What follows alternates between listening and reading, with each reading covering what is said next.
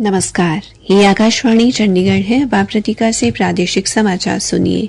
प्रधानमंत्री नरेंद्र मोदी ने कहा है कि हरियाणा में सत्य, विकास और सुशासन की जीत हुई है।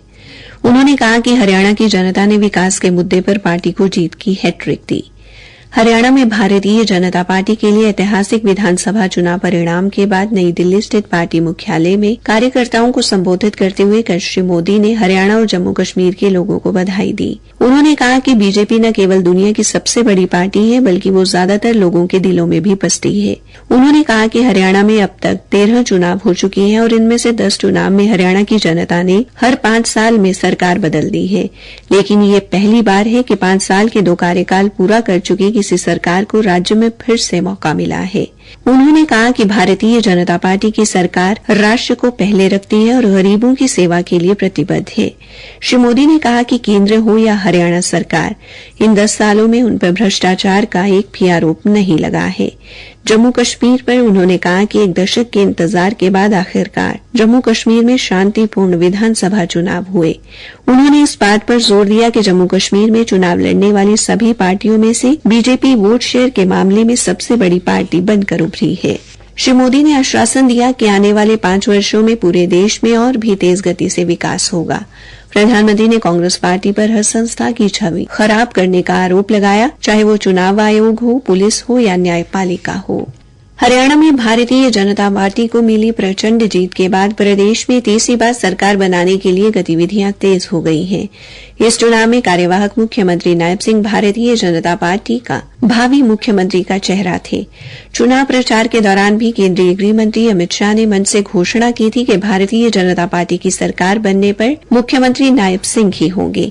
चुनाव जीतने के बाद प्रदेशाध्यक्ष मोहन लाल बड़ौली ने कहा कि प्रदेश में सरकार का नेतृत्व मुख्यमंत्री नायब सिंह ही करेंगे।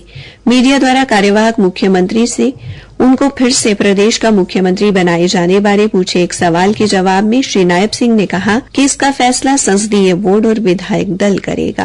हमारा पार्लियामेंट्री बोर्ड करेगा, विधायक दल अपना नेता चुनेगा, किसको चुनेगा, किसको नहीं चुनेगा, जिसको भी चुनेगा हमारी पूरा का पूरा विधायक दल। हमारे यहाँ कोई किंतु परंतु तो है नहीं। हमारे यहाँ कोई ये नहीं कहता कि ये जो पार्लियामेंट्री बोर्ड का आदेश हो।